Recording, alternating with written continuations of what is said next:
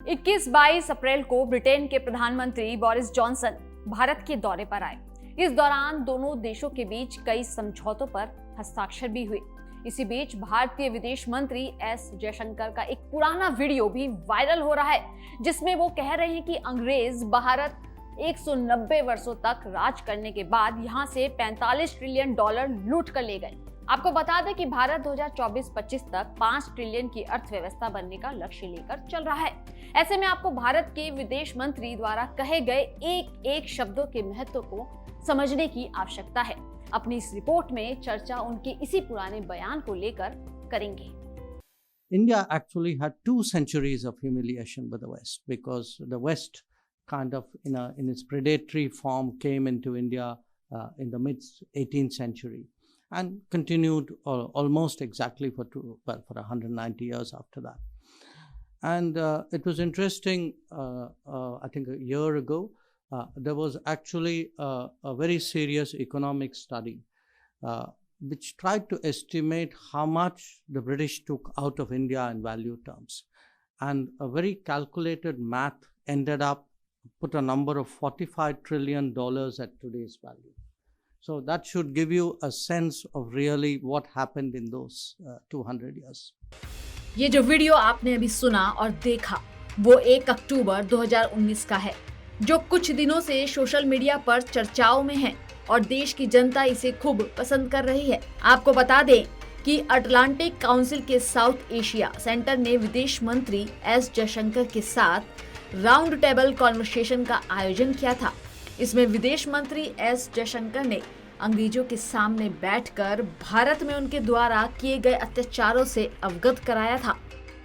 भारतीय विदेश मंत्री एस जयशंकर ने जो कहा उसके लिए इतिहास के कुछ पन्नों को पलटने की आवश्यकता है, जिससे हर एक भारतीय को पता चलेगा कि भारत को यूं ही सोने की चिड़िया नहीं कहा जाता था।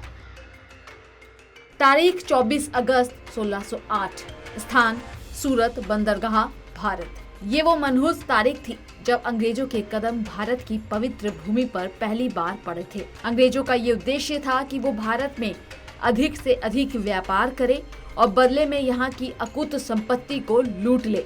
इसी कड़ी में अंग्रेजों ने मसूलीपट्टनम में अपनी पहली व्यापारिक कोठी की स्थापना की। भारत से पैसा लूटने के लिए ईस्ट इंडिया कंपनी ने कई जगह अपनी कोठियां स्थापित की।